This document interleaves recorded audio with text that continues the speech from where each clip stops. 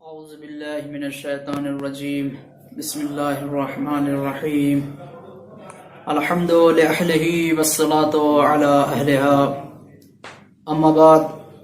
وقد قال رسول الله صلى الله عليه وآله وسلم وهو شهر دعيتم فيه إلى ضيافة الله پیغمبر اسلام صلی اللہ علیہ وآلہ وسلم خطبہ شعبانیہ میں ارشاد فرماتے ہیں، یہ وہ مہینہ ہے کہ جس میں تمہیں خدا کا مہمان بننے کی دعوت دی گئی ہے، اور یقیناً ہم جس جگہ پر مہمان ہوتے ہیں تو ہمارا فرض ہوتا ہے کہ جو میزبان ہمارا ہے ہم اس کی دل آزاری نہ کریں۔ ہم خدا کے مہمان ہیں اور پروردگار عالم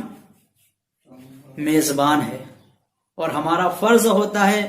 کہ جس مقام پہ جس شخصیت کے پاس مہمان ہوتے ہیں اس میزبان کی دل آزاری نہ ہو، اور ہمارا یہاں پر میزبان خود پروردگار عالم ہے اس ماہ میں، تو لہٰذا ہمیں چاہیے کہ اس ماہ سے فائدہ حاصل کریں۔ ہم نے کل احکام روزے کے متعلق چند مسائل بیان کیے تھے، جس میں مبطلات روزہ تھے کہ کن کن چیزوں سے روزہ باطل ہو جاتا ہے۔ کھانا پینا روزے کو باطل قرار دیتا ہے۔ اس کے بعد ہے جمع کرنا، کہ جمع کرنے سے انسان کا روزہ جو ہے باطل ہو جاتا ہے۔ اس کے بعد تیسری چیز استمنا کرنا، انسان استمنا کرنے سے بھی انسان کے روزے باطل ہو جاتے ہیں۔ پھر اس کے بعد چوتھی چیز وہ ہے کہ انسان پیغمبر اسلام پر ائمہ معصومین الاسلام جناب شہزادی فاطمہ الزہرا سلام اللہ علیہا کی طرف کوئی جھوٹی نسبت دینا، کہتے ہیں کہ اگر ہم نے روزے کی حالت میں پیغمبر کی طرف ائمہ علیہ السلام کی طرف شہزادی حضرت فاطمہ الزہرا سلام اللہ علیہا کی طرف کوئی جھوٹی بھی نسبت دیتے ہیں تو کہتے ہیں ہمارا روزہ باطل ہو جائے گا۔ اور احتیاط واجب کی بنا پر کثیب غبار کا حلق تک پہنچانا بھی روزے کو باطل قرار دیتا ہے، چاہے وہ حلال چیزوں، مثال کے طور پر آٹے کی گرد و غبار اگر انسان کے حلق تک پہنچے تو کہتے ہیں اس کا روزہ باطل ہو جاتا ہے، اور اگر غیر کثیف ہے گرد و غبار تو کہتے ہیں اگر غیر کثیف ہے گرد و غبار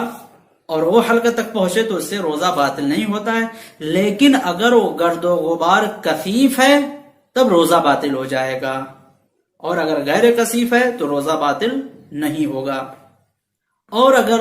گرد و غبار ہوا کی وجہ سے اڑ رہی ہے، کثیف گرد و غبار ہے اور انسان متوجہ بھی ہوتا ہے کہ یہ گرد و غبار ہے، ہم اس سے بچ سکتے ہیں،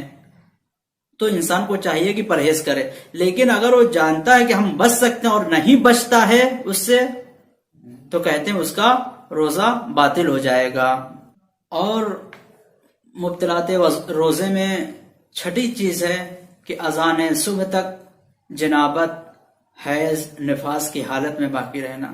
اگر کوئی شخص اذان صبح تک جنابت، حیض اور نفاس کی حالت میں باقی رہتا ہے تو کہتے ہیں اس کا روزہ باطل ہو جائے گا۔ اور اگر کوئی شخص ماہ مبارکہ رمضان میں سو جاتا ہے رات میں اور وہ شخص مجنب ہو جاتا ہے اور جب سحری کے وقت اٹھتا ہے اس کے پاس وقت نہیں ہے کہ وہ غسل کر سکے تو کہتے ہیں کہ وہ غسل کے بدلے تیمم کرے اور اپنے روزے کو رکھے، تو کہتے ہیں اس کا روزہ اس دن کا۔ اور اگر ایک شخص ماہ مبارکہ رمضان کی رات میں اپنے آپ کو مجنب کر لیتا ہے اور اسے اس رات میں غسل اور تیمم کا وقت نہ ملے یا غسل تیمم نہ کرے تو کہتے ہیں اس کا روزہ باطل ہے اور اس کی قضا اور کفارہ دونوں اس پر واجب ہے۔ اگر ایک شخص ماہ مبارکہ رمضان میں اپنے آپ کو مجنب کر لیتا ہے اور وہ جانتا ہے کہ ہمارے پاس وقت نہیں ہے غسل و تیمم کرنے کا تو کہتے ہیں کہ اس دن کا اگر وہ تیمم اور غسل نہیں کرتا ہے تو اس کا روزہ باطل ہے اور اس روزے کی قضا اور کفارہ دونوں واجب ہے۔ والسلام علیکم ورحمۃ اللہ وبرکاتہ.